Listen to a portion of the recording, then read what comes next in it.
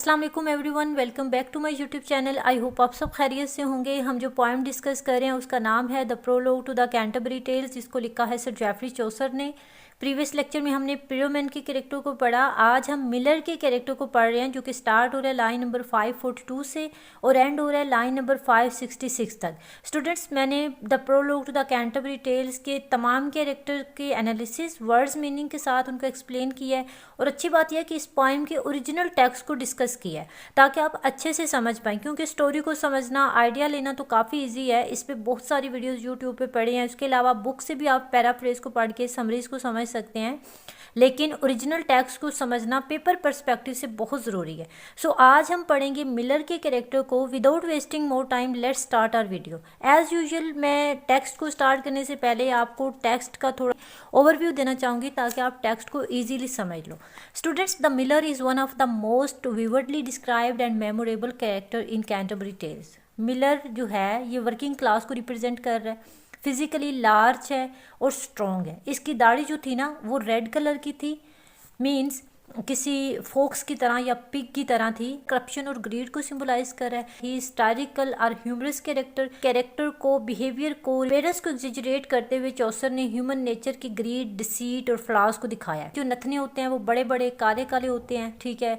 उसके अलावा इसके नाक के ऊपर जो है वो बालों का गुच्छा होता है। नोज की जो टिप होती है उसके ऊपर एक बालों का गुच्छा होता है, ठीक है। इसका मुंह बहुत बड़ा होता है, कलर सही डार्क होता है और बहुत ज़्यादा अजीब सी गुफ्तगू करने वाला होता है, मजाक करने वाला, कोई सीरियसनेस नहीं होती। ज़्यादातर जो है वो गुनाह की बातें करता है, बेहूदगी की बातें करता है।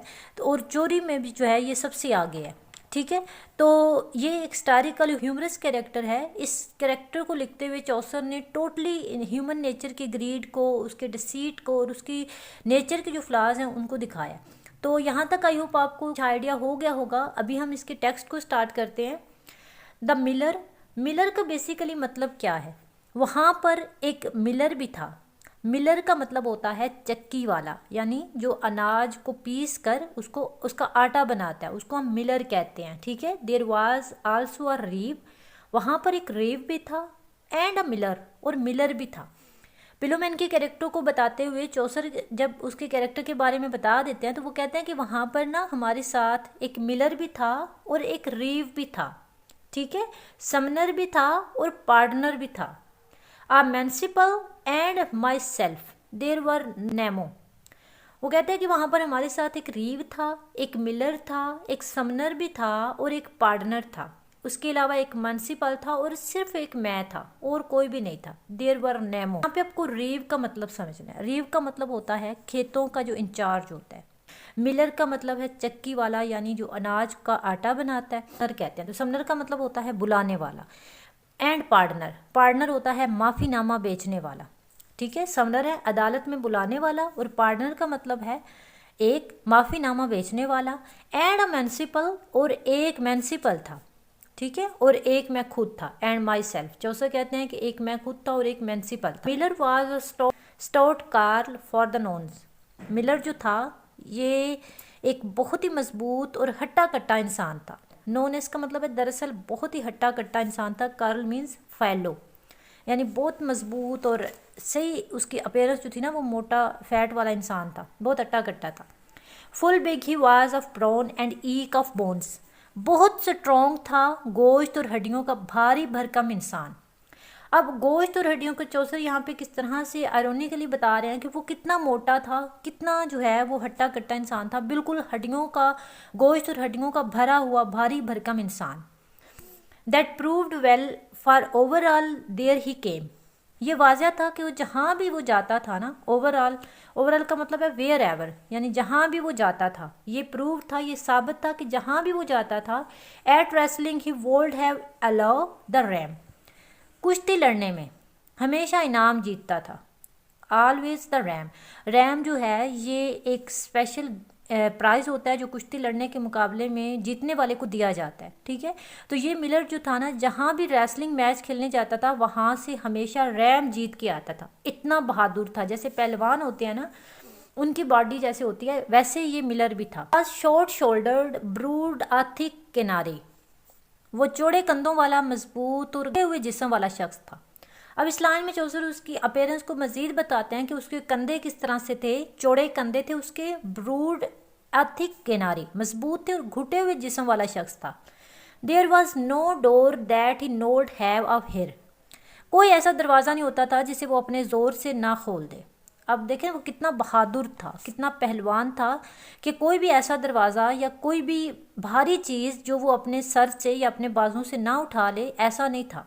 ठीक है, डोर का मतलब है दरवाज़ा, दैट ही नोल्ड हैव आ फिर यानी हैव लिफ्ट, हैव का मतलब है लिफ्ट यानी उठाना या खोल देना, यानी वो इतना मजबूत था, चौड़े कंधों वाला था और मजबूत जिस्म का मालिक था कि वो कोई भी दरवाज़ा हो, जितना भी वो सख्त हो, जितना भारी हो, भरकम हो, वो उठा लेता था या उसको अपने सर से खोल लेता था। यानी वो रेसलर था ना, तो रेसलर तो वैसे इतने बहादुर होते हैं।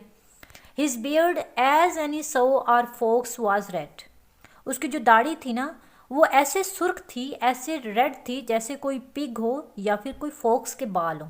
यानी यहाँ पर पिग के साथ और फोक्स के साथ उसको कंपेयर किया है चौसर ने। चौसर कहते हैं कि उसकी दाढ़ी ऐसे रेड थी जैसे फोक्स या पिग के बाल हो।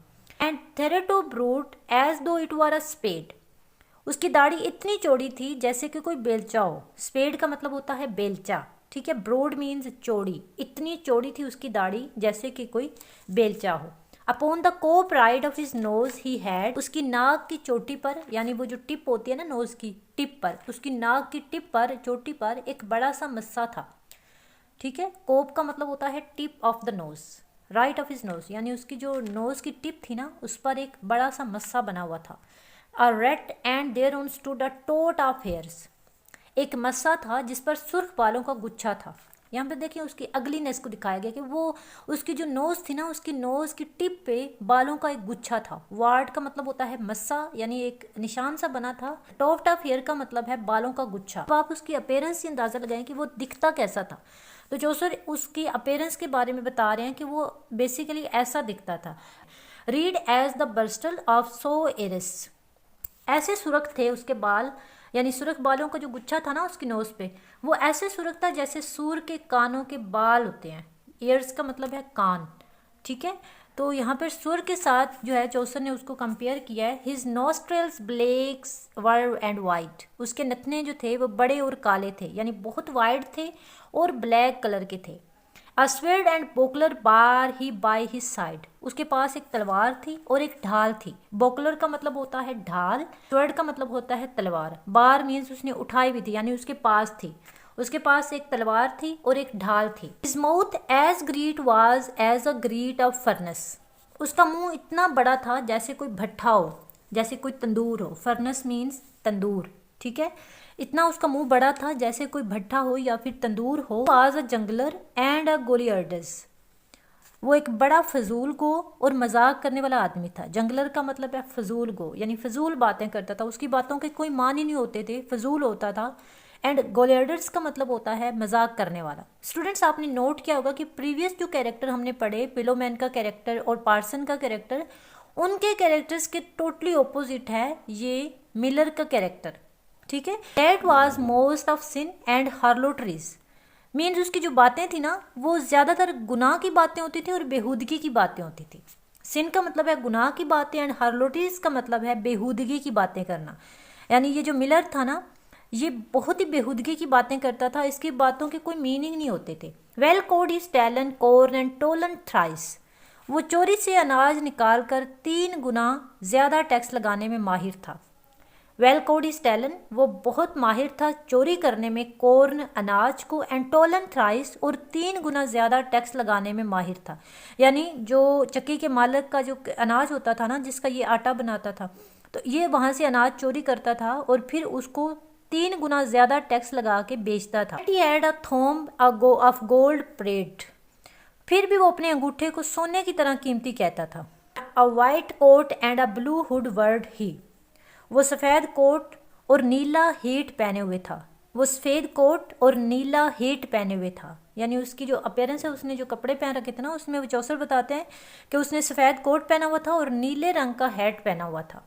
अ bagpipe well could he blow and sound, और वो बांसुरी बहुत अच्छी बजाता था। चलो चौसर ने यहाँ पर एक बात तो कर दी ना उसके कैरेक्टर के बारे में पॉजिटिव, कि वो बांसुरी बहुत अच्छी बजाता था। And therewithal he brought us out of town, और बांसुरी बजाकर वो हमें गांव से बाहर ले आया था।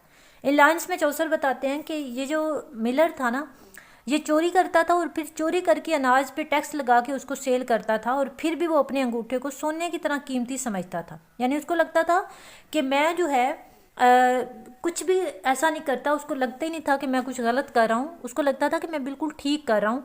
तो यहाँ पे उसका जो थंब ऑफ गोल्ड दिखाया है, ये एक सिंबलाइज कर रहा है उसकी डिसीट नेचर को, ठीक है, उसकी अपीयरेंस को बताया। और एंड पे चौसर कहते हैं कि वैसे तो वो बहुत अच्छी बांसुरी बजाता था और वो बांसुरी बजा कर ही हमें गांव से बाहर लेके आया था। यहाँ तक हमारा आज का टेक्स्ट खत्म होता है। आई होप आपको मिलर के कैरेक्टर की अच्छे से समझ आई होगी। ना रखिएगा ख्याल, मिलते हैं अगली वीडियो में। अल्लाह हाफिज़।